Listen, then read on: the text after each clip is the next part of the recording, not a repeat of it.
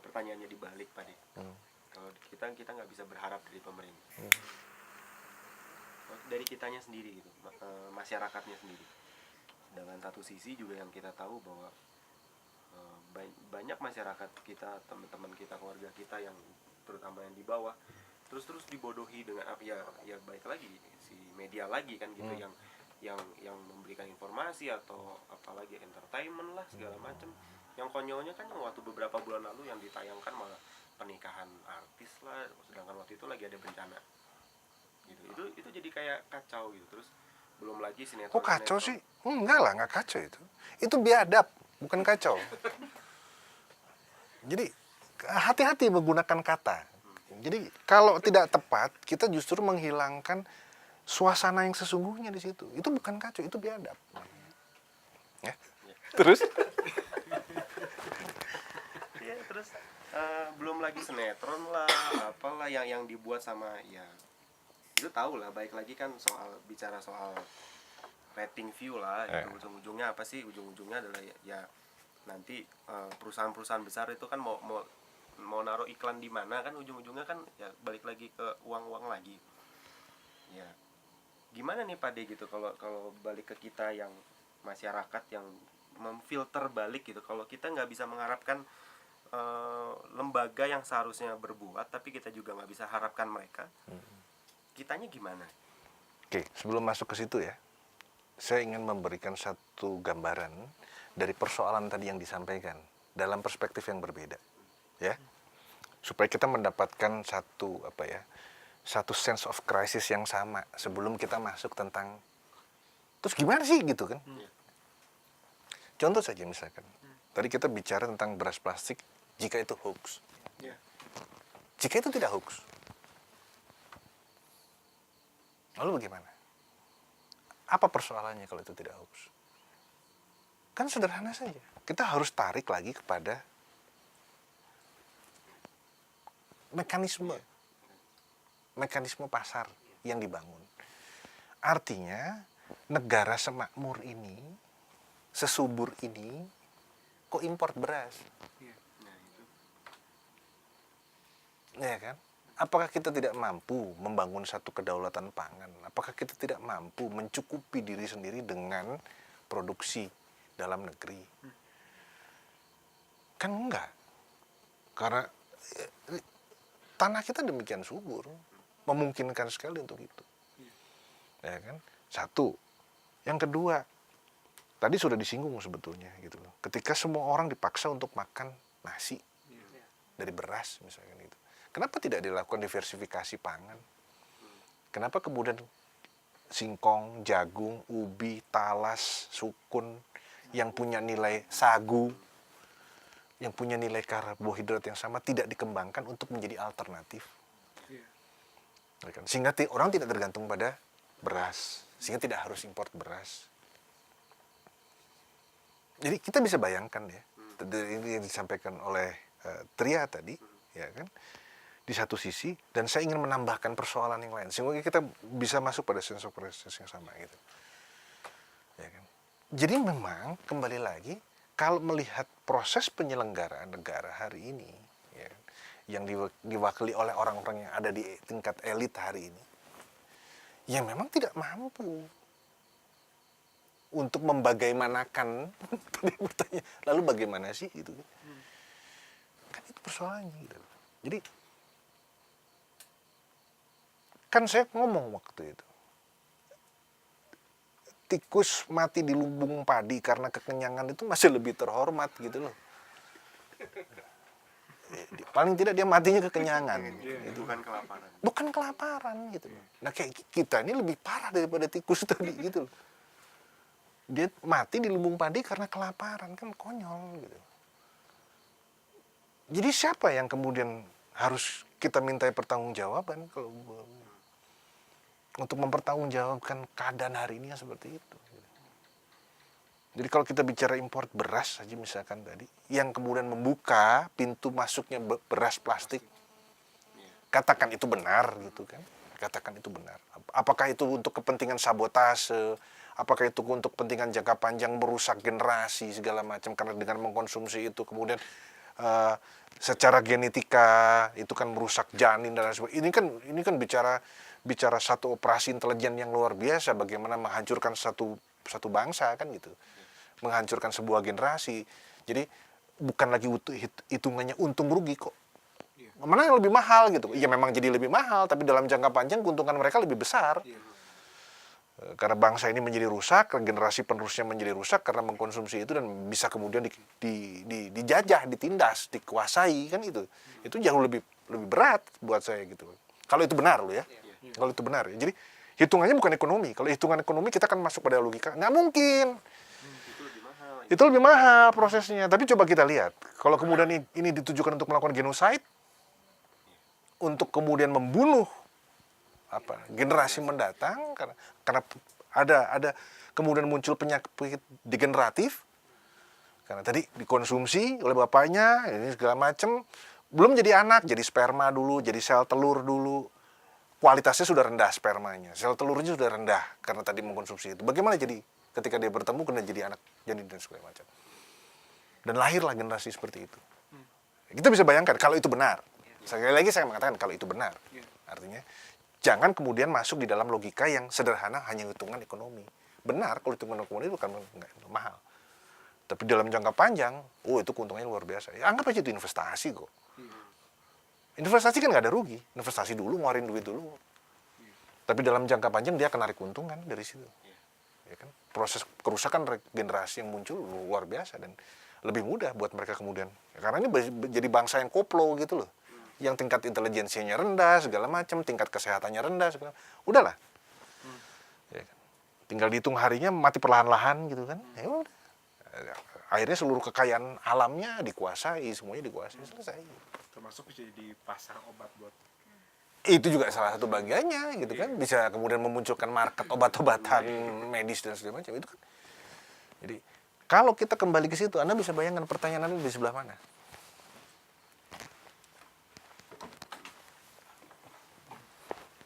Nah, saya tanya balik jadi. Karena saya harus hadapkan itu untuk kita mencapai pada sense of crisis yang sama. Karena kalau tadi basis pertanyaan itu dengan informasi yang tadi, yang muncul terminologinya kekacauan bukan kebiadaban. Gitu. Ya saya ingin menegaskan tentang kebiadabannya gitu loh. Bukan sekedar kekacauan yang muncul, tapi kebiadaban hari ini yang muncul karena itu proses itu. Jadi ini biadab. Jadi sangat mengerikan. Nah, kita bisa bayangkan gitu.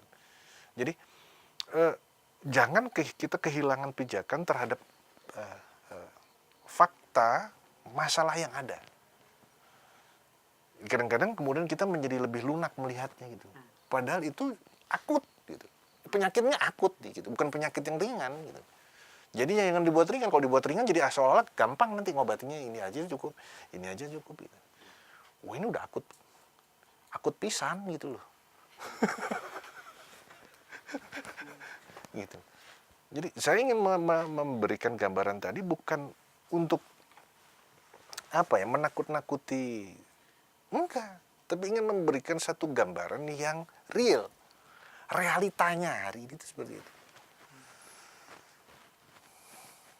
Jadi kembali lagi, mampu nggak pemerintah kita membangun kedaulatan pangan dengan diversifikasi pangan dengan segala macam.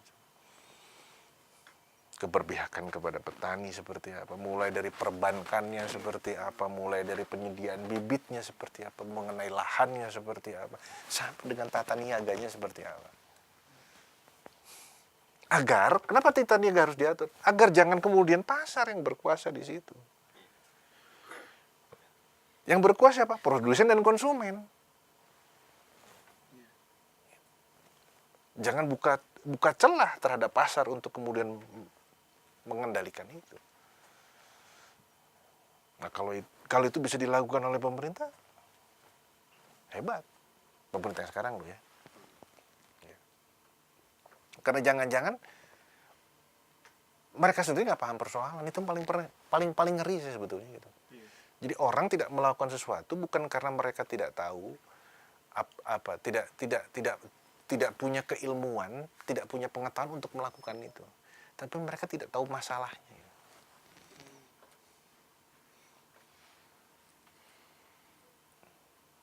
Itu yang paling repot. Karena memahami masalah itu penting. Jadi memahami masalah itu sudah 75% ke arah pemecahan masalah. Iya kan? Sisa tinggal 25% mencari solusi, eksekusinya. Nah, kalau how to identify the problem sudah gagal, ya sudah, kesannya juga akan gagal. Ya maaf, ini omongannya rakyat. Kita kan cuma rakyat ngomong. Mereka kan punya kuasa. Gitu. Kalau mereka mengatakan lu tahu apa sih? Ya memang nggak tahu apa-apa sih. Gue juga cuma rakyat. Saya pernah dengar dari teman saya waktu itu dia bikin skripsi soal beras. Dia itu sempat ngobrol sama orang Bulog. Di situ ada satu keceplosan dari orang Bulog yang ngomong kalau sebenarnya beras kita itu banyak, cuma sengaja. Jadi untuk diatur kan itu beras masuk ke Bulog tuh katanya. Nah sengaja itu tuh udah harus ditempatin di bagian yang paling dalam, paling belakang, yang lembab gitu katanya. Jadi supaya apa ya? Supaya dia rusak sendiri. Padahal katanya, nah beras-beras impor taruh paling luar katanya, supaya kalau keluar impor dulu yang pertama yang keluar. Nah nanti waktu orang lihat beras lokal itu jelek. Nah padahal aslinya beras lokal itu katanya Cianjur ya atau mana itu tuh kuat katanya, itu tuh bagus katanya, kualitasnya tuh bagus, justru impor tuh kalah katanya, bahkan dia lebih tahan lama. Cuma karena ditaruh di paling pojok lembab, nah kutu-kutu gitu kan, nah itu gimana, jadi itu tuh udah ada ordernya gitu, udah ada pesanan bahwa Artinya informasi itu mempertegas dan memperjelas bahwa pemerintah bagian daripada itu. Artinya dia dalam kendali pasar. Ya kalau dalam bahasa bodoh saya yang sekolah di bawah pohon bambu, itu kan kalau di dalam manajemen stok itu kan ada yang first in first out kan. First in last out. Nggak tahu ya salah apa benar ya. Ini soalnya sekolahnya di bawah pohon bambu soalnya. Di bawah pohon bambu begitu diajarinnya gitu loh. Karena kalau first in first out tadi lama penyimpanan itu kan yang datang berikutnya ya pasti akan keluar berikutnya. Yang datang duluan pasti akan keluar duluan gitu. Nah, kecuali untuk barang-barang yang umur teknisnya panjang gitu ya. Tidak terganggu oleh cuaca, musim segala macam. Itu mungkin yang tidak bisa busuk lah katakan. Itu masih bisa first in last out itu bisa. Gitu. Tapi untuk yang barang-barang yang mudah rusak karena cuaca busuk bisa segala macam, biasanya first in first out kan gitu. Jadi yang pertama masuk ya itu yang pertama keluar. Terus begitu gitu. Nah, kalau itu sudah keluar dari kaidah itu, artinya logika wajar saja. Akal sehat saja sudah tidak digunakan itu, berarti ada kepentingan kan yang bermain atas itu. Makanya saya mengatakan, ketika pemerintah harus bagaimana? Kalau pemerintah menjadi bagian dari kejahatan itu, kebiadaban itu gimana? Lalu kita berharap pemerintah melakukan sesuatu? Ya enggak.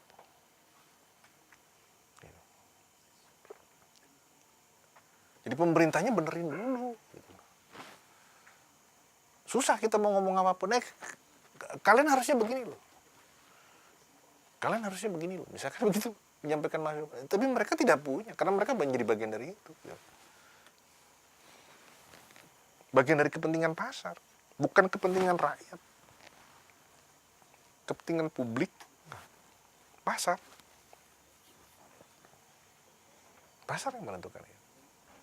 Dan pasar itu hari ini dengan bahasa liberalisasi perdagangan, dengan globalisasi yang sudah borderless segala macam, maka pasar itu bicara juga di dalamnya adalah kepentingan asing dong pasti. Gitu. Dimana akhirnya kepentingan domestik dalam negeri akhirnya termarginalkan untuk kepentingan asing yang kemudian lebih dominan bermain di situ.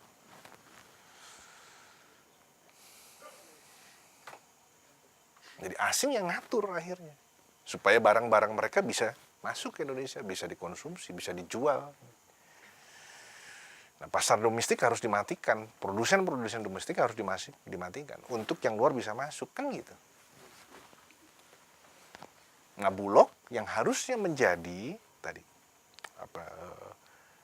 operator tata kelola bahan makanan justru sudah menjadi bagian dari kepentingan itu. Jadi kalau tadi orang Bulog apa yang disampaikan dari bocoran kelepasan ngomong, ya memang itu. Makanya kemudian korupsi di Bulog besar-besaran kan karena itu. Karena pengaturan itu. Karena dia tidak bekerja untuk kepentingan tanah air bangsa dan negara. Mereka ada itu. Tapi untuk kepentingan pasar yang dalam hal ini hari ini dikuasai oleh asing. Siapapun asingnya lo ya. Siapapun asing. Paling parah misalkan. Siapa sih hari ini orang kita yang tidak makan tahu tempe? Rasanya itu hampir menjadi makanan pokok kita, tahu tempe itu kan gitu. Kedelainya import.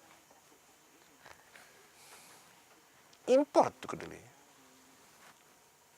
Ngeri kan gitu. Sesuatu yang sudah ya, itu makanan dari dulu gitu. Kedelainya import.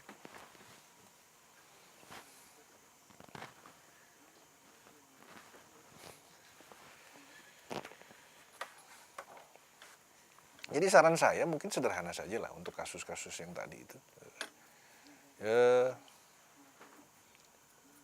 Ya memang agak sedikit ya tidak mudah ya. Tetapi paling tidak dengan kapasitas pemerintahan yang ada hari ini rasanya cukup mampu lah mereka melakukan itu. Ya. Sederhana aja kok. Beras plastik itu disortir, ya kan? Nah biji plastiknya yang plastik dikumpulin, nah itu didaur ulang, jadi ember, jadi apa? Saya kira sanggup kalau pemerintah kita. Saya kasih yang sederhana saja lah idenya, yang mereka sanggup lah. Gitu. Nanti percuma saya kasih yang gagasan yang hebat, yang bagus-bagus, mereka juga nggak mampu. Gampang saja. Dikelola saja gitu. Jadi biji-biji beras plastiknya dipisah-pisahin gitu kan. Ya itu kan pegawai negeri banyak yang nganggur tuh.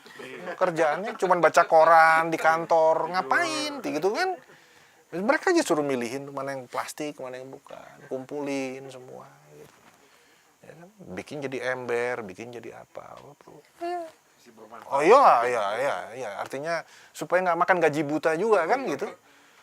Cuman di kantor jam 2 jam, habis itu pergi. Kalau nggak baca koran, kalau nggak main catur. Pegawai negeri kita kan banyak begitu. Itu main gadget sekarang. Sekarang main gadget, gitu main gadget. Pada belanja Pak. Nah iya, makanya difungsikan dengan baik. Makanya saya bilang itu ide yang paling saya yakin paling bisa dilakukan oleh pemerintah hari ini. Nggak sulit lah. Nggak sulit gitu ya. Lebih dari itu saya nggak yakin gitu. Bisa dilakukan gitu loh. Jadi ya ini saya tetap saya ngasih ide yang bisa dilakukan kan gitu. Yang pasti bisa dilakukan oleh mereka. Kok pada ketawa kenapa sih? Ada yang salah yang saya ngomong? Kan nggak ada. Kayak gitu juga jadinya akhirnya dibawa juga yang ya akhirnya keluarlah beras organik tadi. Kan suka gitu kan jadinya. Ya udah makanya gunain beras organik, telur organik gitu. Yang mereka bilang kan jadi lebih baik gitu. Tapi ya ngeri juga Pak kan kalau yang organik atau yang kayak telur atau apa yang katanya ada omega 3-nya lah, ada apa segala macam. Ya kalau ada rekayasa di dalamnya itu, rekayasa genetik itu ya jadi mengerikan juga ya. Iya. Salah satu keuntungan dari populasi masyarakat kita yang besar 250 juta, salah satu keuntungannya kita bisa menjadi target eksperimentasi. Jadi kalau ada yang mati kan masih banyak, sisanya tuh 250 juta itu kan. Jadi paling enak uji coba itu di Indonesia. Kalau berhasil baru gitu kan dipasarkan di negara yang lebih maju, yang lebih ketat aturannya segala macam gitu kan. Tapi produk-produk yang misalkan masih coba-coba itu paling enak di Indonesia. Jadi kalau nggak berhasil nggak apa-apa kan gitu. Karena stok masyarakatnya populasi penduduknya masih banyak tuh 250 juta gitu. Jadi mati-mati dikit nggak apa-apa lah gitu kan. Jadi jangan khawatir yang soal produk-produk nggak jelas itu. Gitu. Karena kan masih banyak stok penduduk yang lain yang bisa dipakai. Boleh pakai percobaan. Apalagi bagi-bagi gratis. Nah, itu. Sampel. Iya. Gitu. Labeling kemasan seperti itu kan, itu yang saya katakan tadi. Pernah nggak sih gitu, misalkan saja telur atau apapun yang disebut organik, apapun yang diproses konon katanya secara alamiah, secara natural, kan itu yang sekarang dijual kan kemasannya. Pernah nggak sih kemudian dicantumkan pabriknya di mana, peternakannya di mana, ininya di mana gitu. Nggak pernah kan. Sehingga kemudian boleh dong si pembeli satu saat pengen mampir ke sana ngelihat begini gitu kan. Itu kan nggak pernah dibuka ya. Yang katanya organik gitu. Bagaimana sih prosesnya? Tiba-tiba kita dihadirkan di toko, di supermarket, dan kita harus percaya apa yang dikatakan bahwa ini organik gitu. Tapi tidak ada satupun lembaga yang kemudian berhasil menjamin, ya, mengasuransikan, dalam tanda kutip ya maksud saya, menjamin bahwa ini memang dikeluarkan oleh satu lembaga, satu perusahaan, satu badan usaha yang memang kemudian sangat terbuka dan transparan untuk kemudian diaudit gitu loh. Diaudit by public gitu. Bukan diaudit secara keuangan loh ya. Kan audit itu kan banyak ya gitu. Nggak ada gitu. Jadi ya hari ini kita terima nasib aja lah. Kalau memang masih mau dizalimi terus gitu loh. Tapi kalau nggak mau dizalimi ya lakukan sesuatu. Ini gampang saja. Kalau Apa? ya, Karena ini kan sekarang dirugikan rakyat ya. ya kalau kata kuncinya pada pemerintah hari ini, pada elit kekuasaan hari ini, pada sistem pemerintahan hari ini, pada sistem ketatanegaraan hari ini, ya selesaikan secara ekstra konstitusional. Ekstra konstitusional loh, bukan inkonstitusional loh ya. Kenapa harus ekstra konstitusional? Karena konstitusi hari ini tidak berpihak juga kepada rakyat. Karena konstitusi yang bekerja hari ini itu juga produk dari permainan pasar. Kan gitu. Jadi ya memang harus melakukan hal-hal yang ekstra konstitusional. Ya ambil kembali mandat itu, tarik kembali mandat kekuasaan itu. Karena tadi kenapa harus ditarik kembali? Karena kedaulatan ada di tangan rakyat. Jadi daulat rakyat harus dikembalikan kepada rakyat. Mandat kekuasaannya harus diambil lagi. Dan rakyat yang harus menentukan masa depan mereka. Jangan serahkan kepada segelintir elit politik yang kemudian melakukan kebiadaban terhadap mereka. Itu aja kok sebenarnya. Artinya prinsip dasar dulu saya mengatakan gitu. Jangan bicara how to. Prinsip dasarnya kita sepakat dulu nggak? Kalau nggak sepakat yang ngomong how to-nya. Kita bersepakat dulu dong dengan itunya. Baru kita bicara how to. Gitu. Ngapain ngomong how to kalau kita belum sepakat soal bahwa mandat kekuasaan itu harus ditarik lagi oleh rakyat. Sebagai pemegang daulat. Karena tadi, ini bicara soal tata kelola. Proses bertanah air, berbangsa dan bernegara yang sudah menindas rakyat. Yang sudah kemudian berlaku biadab terhadap rakyat. Dan seperti juga yang lalu-lalu saya selalu kembalikan kepada track yang seharusnya, kembali kepada cita-cita proklamasi, kembali kepada Pancasila, kembali kepada preambul Undang-Undang Dasar 45, kembali kepada Undang-Undang Dasar 45 yang benar, yang genuine, yang ori, bukan yang KW-KWan. Pancasilanya juga Pancasila yang ori, yang jangan yang KW-KWan. Gitu. Trisaktinya juga Trisakti yang ori, jangan KW-KWan. Gitu. Kembalikan ke yang ori semua. Jadi daulat rakyat itu kemudian ditegakkan kembali, diambil kembali mandat yang diberikan kepada mereka para penyelenggara hari ini, tarik kembali daulat rakyat untuk menyelenggarakan kembali yang ori-ori tadi, dikembalikan kepada yang original itu. Ya, kalau nggak mau nasibnya jelek ya harus melakukan itu. Kalau ya berdiam diri saja ya terima nasib. Makanya saya bilang tadi. Ya udah nggak apa-apa deh, saya diperlakukan biadab begini. Gitu. Ya udah deh nggak apa-apa, saya dizalimi begini. Ya nggak apa-apa deh, karena mungkin juga rakyatnya sudah jadi masokis gitu, jadi sadomasokis gitu. Jadi ketika dia dipecut gitu jadi nikmat gitu kan, jika dibiadab jadi nikmat gitu kan. Ya kan ada penyimpangan seksual tuh ya kan, sadomasokis tuh kan kalau melakukan hubungan seksual tuh harus dipecut dulu segala macam supaya mencapai tingkat orgasme yang luar biasa gitu. Ya mungkin saja rakyat kita sudah mengalami perubahan menjadi sadomasokis yang kemudian ketika dizalimi, dipecut itu, aduh, tambah nikmat gitu kan. Ya nggak tahu lagi kalau sudah penyakit kejiwaan seperti itu.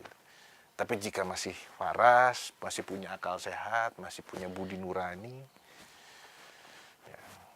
ya itu harus yang dilakukan. Kalau enggak ya terima nasib.